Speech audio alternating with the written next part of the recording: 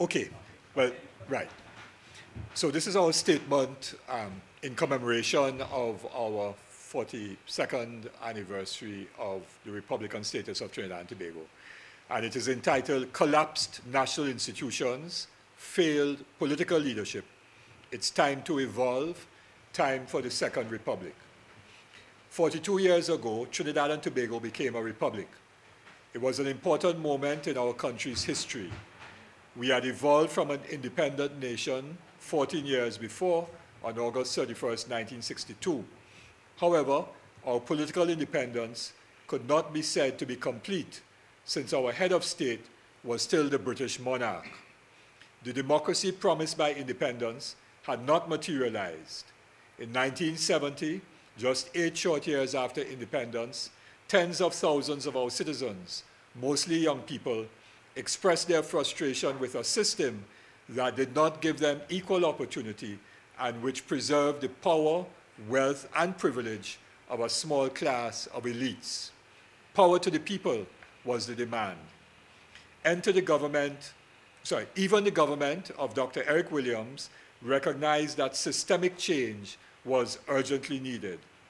With respect to economic change, the government's third five-year development plan of 1968 to 73, prepared by some of this country's most illustrious economists and public servants, articulated the strategy of, quote, controlling the commanding heights of the economy, end quote. The 1970 revolution provided the impetus for the implementation of that strategy, with state involvement in the financial sector, National Commercial Bank, and energy sector, National Petroleum and Trinidad. The oil boom of the mid-1970s provided the stimulus for that strategy. Trinidad and Tobago was evolving. With respect to political change, the Williams government initiated a process of constitutional reform chaired by former Chief Justice Sir Hugh Wooding. Though the actual reforms to the Constitution did not reflect all the recommendations of the Wooding Commission, there were important changes. Firstly, we became a republic. Secondly, the President was given powers beyond the mere ceremonial to appoint the Chief Justice, the Service Commissions, the Elections and Boundaries Commission, among others. These powers had all previously been in the hands of the Prime Minister. Trinidad and Tobago had evolved. Today, 42 years later, we need to evolve once again. Why? Because the institutions established by the 1976 Republican Constitution are just not working. Certainly, the institutions are not working in the interest of the majority of citizens. The 1976 Republican Constitution has created a parliament that does not sufficiently enable citizens to have their views and concerns reflected in the laws passed by Parliament. MPs take a purely party position and many times go against the national interest. We have a judiciary in which the people have very little faith and confidence, a cabinet that makes decisions that are not transparent and which are seen to be in the interest of the party financiers and not the ordinary citizens. We have service commissions that are slow and inefficient, resulting in a system of public service that is unsatisfactory. At the same time, the criminal justice system has almost completely collapsed, as people can't get their matters heard in court for years, and many are suffering in jail on remand, waiting for a trial to start. Wealth, power, and privilege mean that the small class of elites benefit from the justice system, while the poor and powerless suffer injustice. Local government is not entrenched in the Constitution, and the regional and municipal corporations have little power and even less resources to meet the needs of burgesses. Our system of budgeting and the mismanagement of the country's resources have resulted in so many of our communities lacking the basic necessities of water, decent roads, proper community facilities. Our education and healthcare systems are still structured along colonial lines so that the small class of elites get the best education and the best healthcare while the majority catch real hell. Discrimination and inequality are rampant, especially because of the economic policies practiced by successive governments from the 1980s to present, so that our society is more unequal in terms of wealth and income than it was 42 years ago. Today, our citizens understand that the First Republic just isn't working. The most recent poll done just 3 weeks ago gave the truth to our statement. Crime, 97% of citizens believe that this is a crisis or a very serious problem. The economy, 74% of citizens believe that it is in crisis or is a very serious problem. The majority, more than 50%, believe that they are worse off today than in September 2015. 90% of the population have no confidence in the judiciary. 87% have no confidence in the police service. Less than a third have confidence in our education. Less than a quarter have confidence in the healthcare system. And only 22% are confident in our financial system. In the face of this disastrous lack of confidence in our nation's institutions, and in the teeth of the decision by the Rowley PNM government to shut down the Petrotrin refinery and send home all of its workers, the citizens of Trinidad and Tobago are faced with a prime minister and a leader of the opposition who have turned their backs on and abandoned the project of nation building. The fact that their discourse is about Oreos and the N-word speaks to the absence of vision and philosophy by both Dr. Rowley and Mrs. Persad Bissessar. The founder of the PNM, Dr. Eric Williams, had many shortcomings, but he did have a vision of nationhood out of colonialism and into independence and to the First Republic. Likewise, the founder of the UNC, Mr. Basdio Pandey, had many shortcomings, but he did have a vision of redressing many of the inequalities in the country and giving citizens more power. For example, the Equal Opportunity Act, the Freedom of Information Act, judicial reviews, the introduction of joint select committees of parliament, etc. The PNM of Dr. Rowley is not the PNM of Eric Williams. The PNM of Dr. Rowley is philosophically akin to the IMF and World Bank, which is about neoliberal policies that enrich the wealthy at the expense of everyone else. The PNM of Dr. Rowley is intent on protecting and giving more power to the small class of elites, the owners and managers of big capital, both foreign and local. Dr. Rowley trusts the Christian Moutes and Wilfred Espinays of Trinidad and Tobago, and the Solomons and McKinseys of the global corporate world to give him advice, not the Economic Development Advisory Board or the National Tripartite Advisory Council. The PNM of Dr. Rowley is not the defender of working people and cares not for the small Trinbagonian man and woman of African descent. The UNC of Mrs. Persad Bissessar has only one philosophy: win elections and use state power to entrench their family, friends, and financiers. The UNC of Mrs. Persad Bissessar also adopted the neoliberal paradigm, which supports the growing inequality in wealth and income in Trinidad and Tobago. But on top of this, they mismanaged the country's resources without a thought about the future. They were irresponsible in the extreme. And today they speak as if they had no responsibility for the country for 5+ years.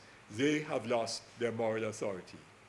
Trinidad and Tobago has national institutions that have collapsed and a political leadership that has failed. This leadership failed because it has no vision.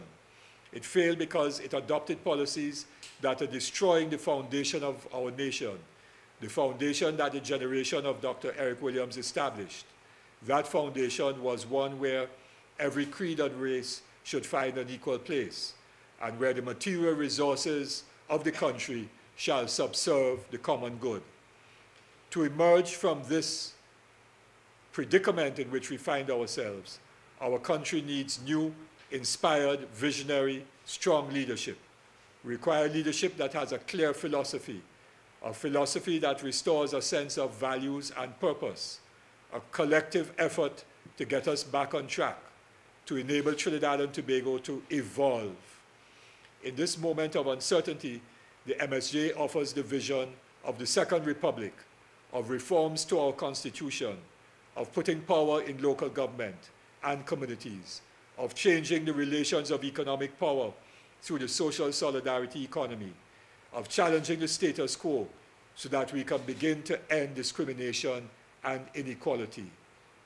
Our vision is underpinned by the philosophy of social justice and equity. Trinidad and Tobago, on this, the 42nd anniversary of our Republican status, the MSJ says it's once again time to evolve. It's time for the Second Republic. That's our statement on the Republic Day tomorrow. And I did say in our media release that we would say a little bit about the upcoming budget, which is scheduled for the 1st of October. That we expect to have a budget which will once again be a deficit budget. We expect to have a budget that, as the Minister of Finance has said, will allocate some of the PSIP, a significant amount of the public sector investment program, which is the government's capital expenditure, to the fence-line communities of South Trinidad, where Petrotrin operates, to mitigate the effects of the closure of the refinery and the sending home of 3,500 workers. That makes absolutely no sense, because that now is going to see taxpayers' money directly going into communities, whereas taxpayers' money is not going into Petrotrin. Not a cent of taxpayers' money currently goes into Petrotrin. So, contrary to what the government says, where it's trying to save taxpayers from supporting Petrotrin, what the budget is going to do is actually to have taxpayers' money going into supporting Petrotrin. We expect, assuming the government proceeds, which we oppose, the closure of the refinery. We expect to see fuel prices increase, which will bring greater hardship on all citizens of Trinidad and Tobago, as transport costs will rise once again. We do not expect to see any serious initiatives with respect to agriculture, with respect to increasing the output of local manufacturing, or anything else that will generate sustainable economic activity in Trinidad and Tobago. This government is only about mega projects done by foreign capital, like the Chinese project of the dry dock, which the government says will be 70% owned by the people of Trinidad and Tobago. What, therefore, is going to be the financial outlay by taxpayers for this dry dock compared with the financial outlay of the Chinese? There's still a lack of transparency with respect to the two major hotels that the government wants to have built in Tobago by Sandals, because there's both a Sandals resort and a beaches resort. There are two massive all-inclusive hotels that are to be built. We still lack transparency with respect to that. The government has not addressed the question of the destruction of the Tobago economy. Right now, there's only one boat on the sea bridge. The Cabo Star is down for dry docking, and the Galleon's Passage cannot be brought into service, although they had promised to have it in service during the July-August vacation period. We're now at the end of September, so there's only one vessel, the Spirit, on the sea bridge, and the government has destroyed the Tobago economy, and we have heard nothing about that except to talk about Sandals and so on, which lacks transparency. So that we're going to hear again about the Revenue Authority, which I've been talking about for 2-3 years, and land and building taxes, which we've been hearing for 2-3 years, so that the implementation by this government is poor, and their policies are continuing to put the burden of adjustment on the backs of ordinary people, while those who have wealth and privilege in the country continue to benefit disproportionately well. And so that is our expectation of the 2019 budget. And the government might try and offer some little goodies here and there as they try to get into an election mode between now and local government elections of next year and the general elections of 2020. But those election goodies that they're offering will simply be butter on the mouths of people, but have nothing to do with good economics or sustainable economic planning or development, and are simply meant to win votes, and it will not redound to the long-term benefit of Trinidad and Tobago, and therefore the population must not be fooled by any of that. So that's our brief comment on the 2019 budget. Questions? No? Ivan? Yes. In the Senate, Moses Field, Minister West said that the days are coming and it's nothing, which says no more new taxes and all that, right? Do you think that the days are coming? Not under this government. The Minister of Finance said he could see clearly now in the midterm review the blue skies are there. And then what has happened since he said that? They've decided to close the refinery and retrench 3,500 permanent workers at Petrotrin, close to 2,000 temporary and casual workers, and there'll be more than 1,000 workers in the service sector which companies who are employed by companies that provide services to the refinery and or Petrotrin generally. That's going to have a huge negative impact on the economy of the entire South. So that can be better days, and that can be blue skies. So no, we can't trust what government ministers say about the state of the economy whatsoever. Do you think that the devaluation is in the cards? What's happening in the country?